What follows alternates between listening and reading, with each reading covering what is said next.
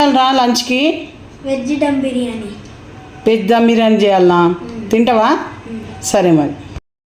మనం ఈరోజు చేసేది ఆల్ మిక్స్ బిర్యానీ అండి. అంటే వెజ్ బిర్యానీ. దీంట్లో పన్నీర్ కూడా వేసుకోవచ్చు, మష్రూమ్ కూడా వేసుకోవచ్చు. నా దగ్గర రెండు లేవు కాబట్టి రెండు లేవు. ఇప్పుడు ఇంట్లో ఏవి ఉన్నాయి వాటితోనే వేస్తున్నా. ఇవైతే మిల్ మేకర్స్, ఆలుగడ్డ, సిమ్లా మిర్చి, క్యాప్సికమ్, మళ్ళీ ఇంకా ఆలుగడ్డ, క్యాలీఫ్లవర్, బీనీస్ అన్నీ కట్ చేసి వాష్ చేసి పెట్టుకున్నానండి. ఫస్ట్ ఇవన్నీ క్లీన్ చేసి పెట్టుకోవాలి. తర్వాత ఫస్ట్ మనం వచ్చేసి గోజువారాకు వేసుకోవాలి. డ్రై మసాలాలు మన ఇంట్లో ఏమి ఉంటే అవన్నీ కొన్ని కొన్ని వేసి పెట్టేసేసుకోవాలి.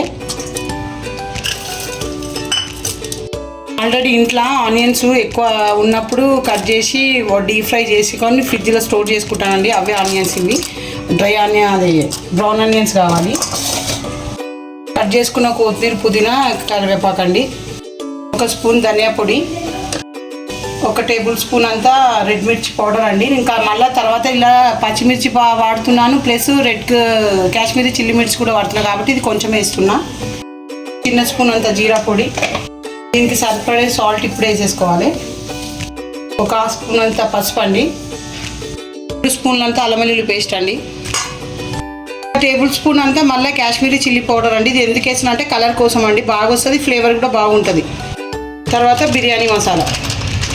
బిర్యానీలకు, వెజ్ పులావులకు వాటికి ఈ మసాలా బాగుంటుందండి, మంచి రెస్టారెంట్ ఫ్లేవర్ వస్తుంది. నేను 1 టేబుల్ స్పూన్ అంత వాడుతున్నా. ఇంక సరిపడే 2 టేబుల్ స్పూన్ల గీ కూడా ఇప్పుడు వేసేసుకోవాలండి. మంచిగా మిక్స్ చేసుకోవాలండి. మిక్స్ చేసుకున్న తర్వాత ఒక 10 to 15 మినిట్స్ ఇలాగే పెట్టినాక తర్వాత పెరుగు కలుపుకోవాలి. ఇప్పుడైతే దీన్ని ఇలాగే మిక్స్ చేసుకోవాలి. నెయ్యి వేసి మంచిగా మిక్స్ చేసుకొని వీటికి అన్నిటికీ ఉప్పు కారం అంతా పట్టుకోవాలి. వెజిటేబుల్స్ అన్ని ఇట్లా మిక్స్ అయినాక ఒక 10 to 15 మినిట్స్ పక్కకు పెట్టేసేయాలండి. ఇప్పుడు మ్యాగ్నేట్ అయిన తర్వాత మనం పెరుగు కూడా ఇప్పుడు వేసేసుకోవాలండి అంతా. ఇప్పుడు మనం బిర్యానీకి సరిపడే ఆయిల్ కూడా ఇందులోనే వేసేసుకోవాలి. 1 గంట ముందు నేను బాస్మతి రైస్ నానబెట్టుకున్నా అండి. 1 kg తీసుకున్నా. ఎట్లయితే చేస్తామో ఆ దాంట్లో ఇవన్నీ చేసుకోవాలండి. మొత్తం ఇట్లా వేసి మూత పెట్టేసేసాలండి.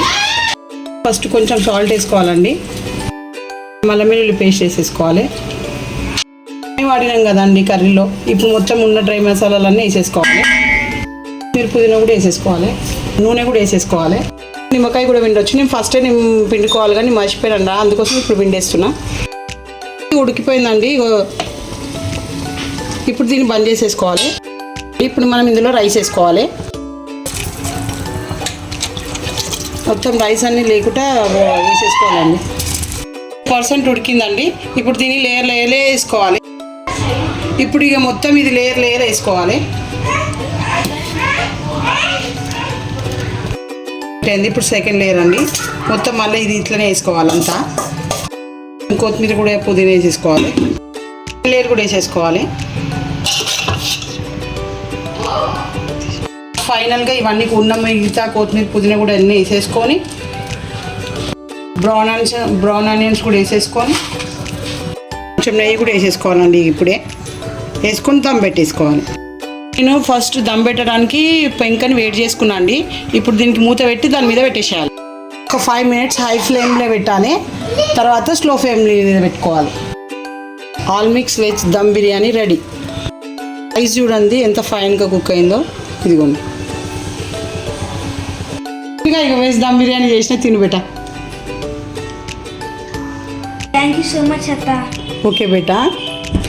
Like, share, subscribe.